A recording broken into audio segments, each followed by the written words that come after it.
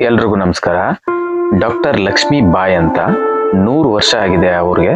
ಅವರು ಒಬ್ರು ಗೈನಕಾಲಜಿಸ್ಟು. 1986ರಲ್ಲಿ ಅವರು ರಿಟೈರ್ಡ್ ಆದರು. ಅವರು ಈಗ ಡಿಸೆಂಬರ್ 5ಕ್ಕೆ ಅವ್ರಿಗೆ 100 ವರ್ಷ ಆದ ಕಾರಣ ಅವ್ರ ಬರ್ತ್ಡೇಗೆ ಬೇರೆಯವರಿಗೆ ಅಂದ್ರೆ ಜನರಿಗೆ ಗಿಫ್ಟ್ ಅನ್ನು ಕೊಟ್ಟಿದ್ದಾರೆ. ಅದೇನಂದ್ರೆ 3.4 ಕೋಟಿನ AIIMS ಅವರಿಗೆ ದಾನ ಮಾಡಿದ್ದಾರೆ. ಇದಕ್ಕೆ ಕಾರಣ ಏನು ಅಂತಂದ್ರೆ ಗೈನಕಾಲಜಿಕಲ್ ಆಂಕೋಲಜಿ ಅಂತಂದ್ರೆ ಈ ಹೆಣ್ಣು ಮಕ್ಕಳ ಈ ರಿಪ್ರೊಡಕ್ಟಿವ್ ಸಿಸ್ಟಮ್ಗೆ ಸಂಬಂಧಪಟ್ಟಂತೆ ಬರ್ತಕ್ಕಂಥ ಕ್ಯಾನ್ಸರ್ ಕಾಯಿಲೆಗೆ ಅವರು ಹೊಸ ಯೂನಿಟ್ ಅನ್ನ ಕಟ್ಟಬೇಕು ಅನ್ನೋದು ಅವ್ರ ಕನಸಾಗಿರುತ್ತೆ.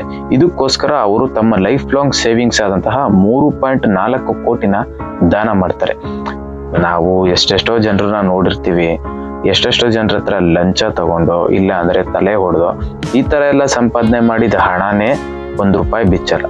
ಅಂಥದ್ರಲ್ಲಿ ಈ ಒಬ್ರು ಗೈನಕಾಲಜಿಸ್ಟು ತಮ್ಮ ಕಷ್ಟಪಟ್ಟು ಸಂಪಾದನೆ ಮಾಡಿದಂಥ ಹಣನ ದಾನ ಮಾಡ್ತಾರೆ ಅವರ 100ನೇ ವರ್ಷದ ಬರ್ತಡೆಗೆ. ಅದು ಅವ್ರ ಕನಸು. ಯಾಕೆ ಅಂತಂದ್ರೆ ಅವರು ಸರ್ವಿಸರ್ ಇದ್ದಾಗ ನಮ್ಮ ದೇಶದಲ್ಲಿ ಇರ್ತಕ್ಕಂಥ ಎಷ್ಟೋ ಬಡವರಿಗೆ ಈ ತರ ಕ್ಯಾನ್ಸರ್ಗಳನ್ನ ಬಂದಾಗ ಟ್ರೀಟ್ಮೆಂಟ್ ತಗೊಳಕ್ ಆಗಿರಲ್ಲ. ಯಾಕೆ ಅಂತಂದ್ರೆ ಕ್ಯಾನ್ಸರ್ ಅಂತಕ್ಕಂಥದ್ದು ಒಂದು ಬಹಳ ಎಕ್ಸ್ಪೆನ್ಸಿವ್ ಕಾಯಿಲೆ ಆಗ್ಬಿಟ್ಟಿದೆ ನಮ್ಮ ದೇಶದಲ್ಲಿ. ಮತ್ತೆ ಅದಕ್ಕೆ ಟ್ರೀಟ್ಮೆಂಟ್ ಕೂಡ ಹಾಗೆ ಇದೆ. ಯಾಕೆಂತಂದ್ರೆ ಅಂತ ಫೆಸಿಲಿಟೀಸ್ ನಮ್ಮ ದೇಶದಲ್ಲಿ ಇಲ್ಲ. ಸೊ ಆದ್ರಿಂದ ಇವರು ಎಲ್ರಿಗೂ ಅದು ಯೂಸ್ ಆಗ್ಲಿ ಅಂತ ಅಂದ್ಬಿಟ್ಟು ಅವರ ಹಣವನ್ನ ದಾನ ಮಾಡಿದ್ದಾರೆ.